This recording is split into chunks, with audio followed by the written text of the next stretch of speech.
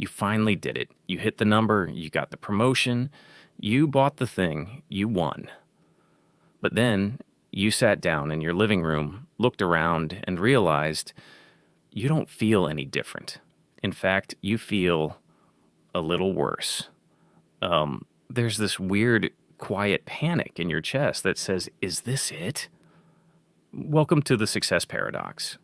It's the strange psychological trap where the more you win by society's standards, the more you lose your sense of self. Most men spend 20 years climbing a ladder only to find out it was leaning against the wrong wall. Today, we're going to talk about why winning can actually destroy a man's mental health, why your brain is literally wired to make you miserable once you succeed, and most importantly, how to break the cycle so you can actually enjoy the life you've built. This isn't just about making it, it's about surviving the making of it.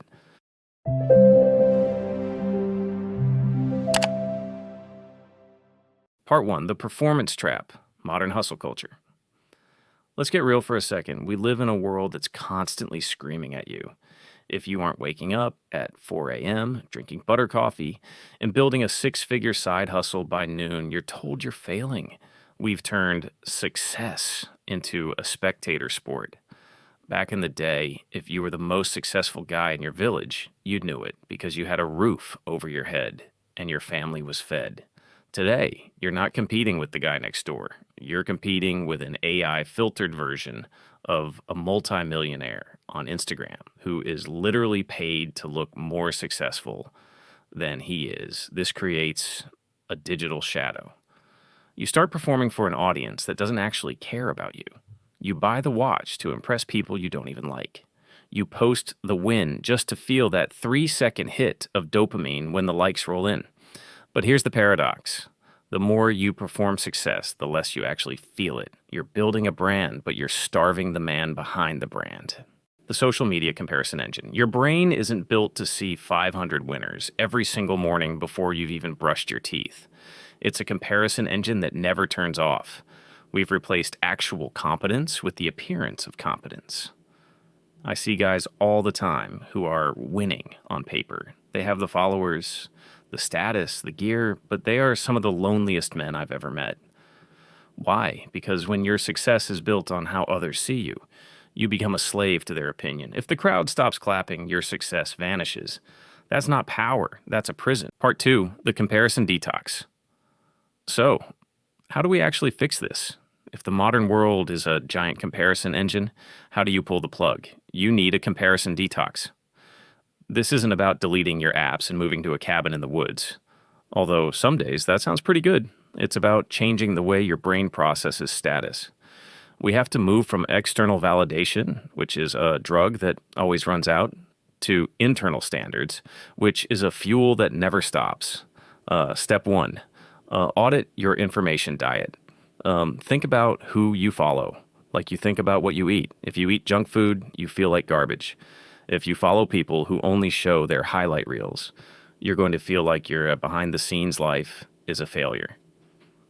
Ask yourself, does this person make me want to work harder on my own craft, or do they just make me feel bad about my current life? If it's the latter, they aren't a mentor. They're a distraction. Mute them. Unfollow them. Clear the space. You can't hear your own voice if you're constantly listening to the roar of everyone else's success. Step 2, the small circle. Rule: in the digital age, we care about the opinions of people we don't even know. That's insane. The comparison detox requires you to shrink your circle of whose opinion actually matters. Pick 3 people. That's it. Maybe a mentor, a brother, or a partner. People who actually know your character, not just your career. If they say you're doing a good job, you're winning. If 10,000 strangers like your photo, but those 3 people don't respect you, you're losing. Period. Step 3, define your enough. The success paradox lives in the word more. More is a horizon.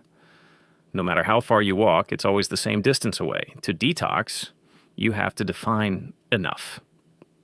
What is the number in the bank? What is the level of freedom? What does a good day actually look like for you? If you don't define enough, the world will define it for you. And the world's definition is always just a little bit more than you have right now. Part 3, the daily ritual. You can't control the world, and you definitely can't control the algorithm, but you can control the first 60 minutes of your day. If you wake up and immediately check your phone, you've already lost. You've handed the keys to your brain to 1,000 strangers. The daily ritual is your mental flak jacket. It's how you stay sane while you're winning.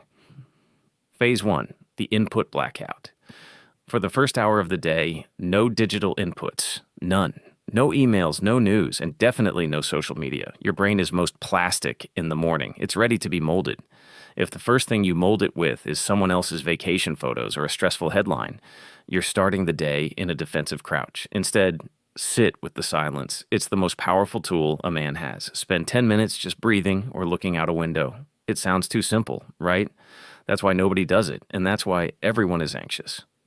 Phase 2, the internal scorecard review.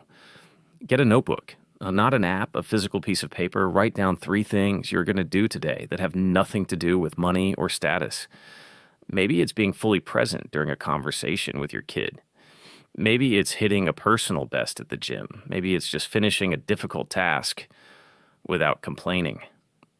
These are your internal wins. When you hit these, you're winning on your own terms. The world can't take those away from you. Phase 3, the 10-word fast, refined. We've talked about this before on the channel, but in the context of the success paradox, it's vital. Somewhere in your day, practice the 10-word fast. If someone asks you how work is going or how much that new car cost, answer in 10 words or less. Don't explain. Don't brag. Don't seek the nod of approval. When you stop trying to convince people you're successful, you start actually feeling successful. True power doesn't need to be explained. Part 4, the 30-day challenge. And I don't want you to just watch this video and feel good for 10 minutes. And that's just more dopamine, and we're trying to fix that. I want you to prove to yourself that you are in control. So here is the mission. We're calling it the 30-day paradox challenge. It's 3 simple rules designed to break the cycle of modern comparison and rebuild your internal foundation. Rule 1, the 0 input hour. For the next 30 days, you do not touch your phone for the first hour of your day. No exceptions. Use that time to sit with your thoughts, plan your day, or move your body. You are reclaiming the most valuable real estate you own, your focus. Rule 2, the silent win. Every single day, you must achieve one goal that you tell nobody about, not your friends, not your partner, and definitely not social media. You do it for you. This is how you learn that your value isn't tied to the nod of approval from others. It's about building a private life that is better than your public one. Rule 3, the 10-word limit. When someone asks how you're doing or what you're working on, answer in 10 words or less. Stop explaining yourself. Stop seeking validation. Let your results do the talking in 6 months, not your mouth today. The brotherhood commitment. This is the test. Most men will hear this and do nothing. But if you're ready to stop the paradox and start actually living the life you've built, I want you to drop a committing in the comments below. Check in every week. Let us know which rule is the hardest. Let's turn the comment section into a field report for men who are actually doing the work. You've climbed the ladder. Now it's time to make sure it's leaning against the right wall. I'll see you in the trenches.